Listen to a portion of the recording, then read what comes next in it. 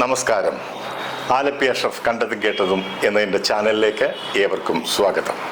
നാവിന്റെ വകതിരിവിലാണ് കാതിന്റെ പ്രമാണം ഇരിക്കുന്നത്. അനുഗ്രഹമാവുകയും അപമാനമാവുകയും ചെയ്യുന്ന വാക്കുകളുണ്ട്. ഉപയോഗിക്കുന്ന വാക്കുകളിൽ ഒന്നുപോലും ആരെയും ഉണർത്തുന്നില്ലെങ്കിൽ, പ്രയോഗിക്കുന്ന ശൈലികളൊന്നും ആർക്കും ഒരു പ്രേരണയും നൽകുന്നില്ല എങ്കിൽ പിന്നെ മിണ്ടാതിരിക്കുന്നതാണ് ഉത്തമം. സെലിബ്രിറ്റികളായ അമ്മയിലെ ചില താരങ്ങളുടെ അഹങ്കാരവും വാശിയും മൂലമുണ്ടായ കേസുകളും തകർന്നടിഞ്ഞ മാനവും ഇനി കാണാൻ പോകുന്ന പൂരങ്ങളുമാകട്ടെ ഈ എപ്പിസോഡ്.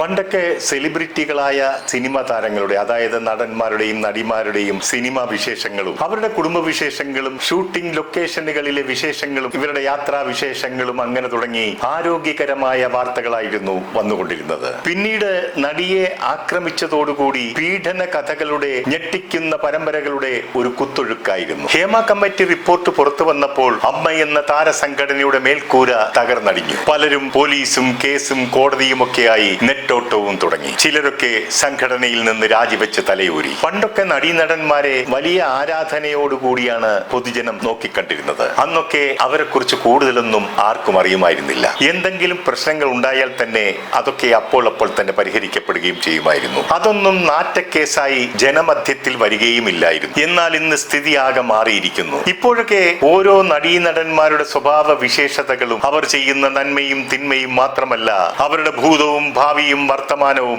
എന്തിനേറെ അവരുടെ ജാതകം വരെ പലർക്കും കാണാപ്പാടമാണ്. ഇന്നിപ്പോൾ പൊതുവെ നടന്മാരെ കുറിച്ചുള്ള നല്ല വിശേഷങ്ങൾ വളരെ കുറവാണ്. സെലിബ്രിറ്റികളായ സ്ത്രീകളുടെ പരാതികളും പരിഭവങ്ങളും പീഡന കഥകളും കൊണ്ട് സോഷ്യൽ മീഡിയ നിറഞ്ഞു നിൽക്കുകയാണ്. അവതരണ രംഗത്ത് പുതിയ ഭാവചലനങ്ങൾ സൃഷ്ടിച്ച് ജനശ്രദ്ധ നേടിയ അവതാരകയായ രഞ്ജിനി ഹരിദാസ് ഗുരുതരമായ ചില ആരോപണങ്ങൾ ഉന്നയിച്ചുകൊണ്ട് രംഗത്തെത്തിയിരിക്കുകയാണ്. സംഗീത രംഗത്തെ ഒരു പ്രശസ്തൻ തന്നെ കിടക്ക പങ്കിടാൻ ക്ഷണിച്ചു. തനിക്കതിൽ താല്പര്യമില്ലെന്ന് പറഞ്ഞപ്പോൾ അദ്ദേഹം പറഞ്ഞത് എന്നെ അത്ഭുതപ്പെടുത്തി. ഞാൻ എല്ലാ വാതിലുകളും മുട്ടുന്നു, താല്പര്യമുള്ളവർക്ക് തുറക്കാം, അല്ലാത്തവർക്ക് പോകാം. പല വാതിലുകളും പരാതിയില്ലാതെ തുറക്കപ്പെട്ടത് കൊണ്ടാകാം അദ്ദേഹം ഈ മുട്ട് തുടർന്നുകൊണ്ടിരിക്കുന്നത്. മുട്ടുവിൻ തുറക്കപ്പെടും എന്നാണല്ലോ പ്രമാണം. രഞ്ജിനി വെളിപ്പെടുത്തിയ മറ്റൊരു കാര്യം എന്താണെന്ന് വെച്ചാൽ, നമുക്കൊക്കെ അറിയാവുന്ന വലിയൊരു നടൻ രഞ്ജിനിയുടെയും അടുത്ത സുഹൃത്താണ്. അയാൾ ഷർട്ടിടാത്ത അയാളുടെ ഒരു ചിത്രം രഞ്ജിനിക്ക് അയച്ചു കൊടുത്തിട്ട് ഇതുപോലെ അർദ്ധനഗ്നയായ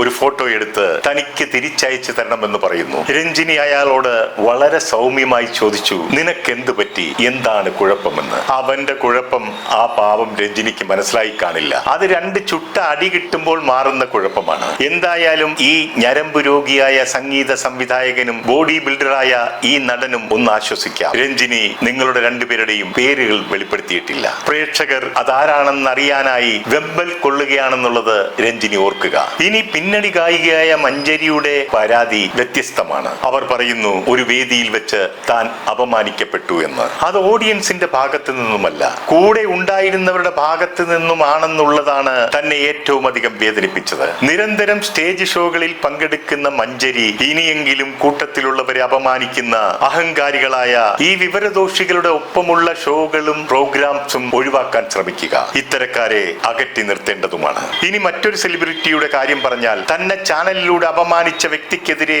കഴിഞ്ഞ 30 വർഷമായി നിയമ പോരാട്ടം നടത്തിക്കൊണ്ടിരുന്ന നടി സുകന്യയ്ക്ക് ഇപ്പോൾ മദ്രാസ് ഹൈക്കോടതിയിൽ നിന്നും നീതി ലഭിച്ചു. അവരെ അപകീർത്തിപ്പെടുത്തിയതിന് 10 ലക്ഷം രൂപ നഷ്ടപരിഹാരം കൊടുക്കാൻ വിധിച്ചുകൊണ്ടാണ് മദ്രാസ് ഹൈക്കോടതി കേസ് അവസാനിപ്പിച്ചത്. മുൻ പ്രധാനമന്ത്രി നരസിംഹറാവുവിന്റെ മകനെയും സുകന്യയെയും ചേർത്ത് ഇല്ലാ കഥകൾ പറഞ്ഞുകൊണ്ടുള്ള കാട്ടുകള്ളൻ വീരപ്പന്റെ ഒരു അഭിമുഖമാണ് ഈ കേസിന് ആധാരം. ഇല്ലാ കഥകൾ ചമച്ച് പ്രചരിപ്പിക്കുന്നവർക്കുള്ള ഒരു മുന്നറിയിപ്പാണ് ഈ കേസിന്റെ വിധിയെന്ന് ഓർക്കുക. സുകന്യയുടെ എതിർകക്ഷി അതിശക്തരായ സൺ TV ആയിരുന്നു. ഇവിടെ ഇപ്പോൾ നടി അൻസിബയും തന്നെ ഇല്ലാ കഥകൾ പറഞ്ഞ് അപമാനിച്ചവർക്കെതിരെ സുകന്യയെ പോലെ തീരുമാനിച്ചുറച്ച് ഇറങ്ങിക്കഴിഞ്ഞു. അൻസിബ പറയുന്നു, തനിക്ക് തന്റെ കുടുംബത്തിലുള്ളവരുമായിട്ട് അവിഹിത ബന്ധമുണ്ടെന്നുള്ള കഥ കെട്ടിച്ചമച്ച് പ്രചരിപ്പിച്ചു. എനിക്ക് ഡബിൾ ഡാഡി സിൻഡ്രോം ഉണ്ടെന്ന് മെസ്സേജും അയച്ചു. അൻസിബ ചോദിക്കുന്നു, ആ പറഞ്ഞ കാര്യങ്ങളൊക്കെ ഞാൻ എങ്ങനെയാണ് ക്ഷമിക്കേണ്ടത്? അതൊരിക്കലും ക്ഷമിക്കാൻ കഴിയില്ല. ഞാൻ ഇതൊരിക്കലും ക്ഷമിക്കുകയോ മറക്കുകയോ ഇല്ല. കാരണം മറ്റൊരാളോട് പറയാൻ പാടില്ലാത്ത അത്രയും നീചമായ കാര്യങ്ങളാണ് അദ്ദേഹം പറഞ്ഞിരിക്കുന്നത്. അൻസിബ ഇത്തരം ഗുരുതരമായ ആരോപണങ്ങൾ ഉന്നയിച്ചിരിക്കുന്നത് നടൻ ടിനി ടോമിനെതിരെയാണ്. അൻസിബയുടെ കൈവശം ഇതിനൊക്കെ തെളിവുകൾ ഉണ്ടെങ്കിൽ കാലം എത്ര പിന്നിട്ടാലും സുകന്യയുടെ കേസ് പോലെ വിജയിക്കാനാകുമെന്നത് സംശയമന്യേ പറയാവുന്നതാണ്. അൻസിബയുടെ കൈവശം ടിനി ടോം അയച്ച മെസ്സേജുകൾ തെളിവായി ഉണ്ടെന്നത് മാത്രമല്ല, ടിനി ടോം അൻസിബയ്ക്കെതിരെ നടത്തിയ അപകീർത്തികരമായ പരാമർശത്തിന് ഒരു സാക്ഷി കൂടി ഉണ്ടെന്നതാണ് ഈ കേസിന് ബലമേറുന്നത്. ഒരു കൂട്ടം നടിമാർ നിന്ന സ്ഥലത്തിരുന്നു കൊണ്ടാണ് ടിനി ടോം അൻസിബയ്ക്കെതിരെ ഗുരുതരമായ അശ്ലീല പരാമർശം ഉന്നയിച്ചതെന്ന് പറയപ്പെടുന്നു. പല നടിമാരും ഇത് കേട്ടില്ല എന്ന് പറഞ്ഞ് ടിനിയെ രക്ഷിക്കാൻ ശ്രമിച്ചപ്പോൾ നടി നീന കുറുപ്പ് താനത് കേട്ടു എന്നുള്ള സത്യം അൻസിബയെ അറിയിച്ചുകൊണ്ട് മുന്നോട്ട് വന്നു. മാത്രമല്ല, അവർ അത് പൊതുമധ്യത്തിൽ വന്ന് തുറന്നു പറയുകയും ചെയ്തു. സമ്മർദ്ദങ്ങൾ ഏറെ ഉണ്ടായിട്ടും അവർക്ക് പല വെല്ലുവിളികളും നേരിടേണ്ടി വന്നിട്ടും അണുവിട വ്യതിചലിക്കാതെ അവർ സത്യത്തിന്റെ ഭാഗത്ത് നിലകൊള്ളുകയാണ്. അൻസിബയ്ക്ക് ഭയം ഉളവാക്കുന്ന ഒരു ആശങ്ക എന്താണെന്ന് വെച്ചാൽ, ടിനി ടോമിന് ഉന്നതരായ രാഷ്ട്രീയക്കാരുമായി ബന്ധമുണ്ടെന്നുള്ളതാണ്. അവർ ഇക്കാര്യത്തിൽ ടിനിയെ സഹായിക്കുമോ എന്നുള്ള ആശങ്കയും അൻസിബ ചാനലുകളിലൂടെ പങ്കുവച്ചിരുന്നു. അൻസിബ ഒരു കാര്യം മനസ്സിലാക്കണം, അവരുമായി അടുപ്പമുണ്ടായിരുന്നു എന്നതുകൊണ്ടോ അവരുടെ അടുത്ത് നിന്ന് ഫോട്ടോ എടുത്തത് കൊണ്ടോ അവരാരും ഇത്തരം പ്രവൃത്തികൾക്ക് കൂട്ടുനിൽക്കില്ല, അയാളെ സഹായിക്കില്ല. ടിനി ഇതിനു മുൻപും പലപ്പോഴും വിടുവായിത്തം വിളമ്പിയതിനു ശേഷം പ്രശ്നം ഗുരുതരമാകുമ്പോൾ മാപ്പ് പറഞ്ഞ് തടിയൂരി രക്ഷപ്പെടുന്നത്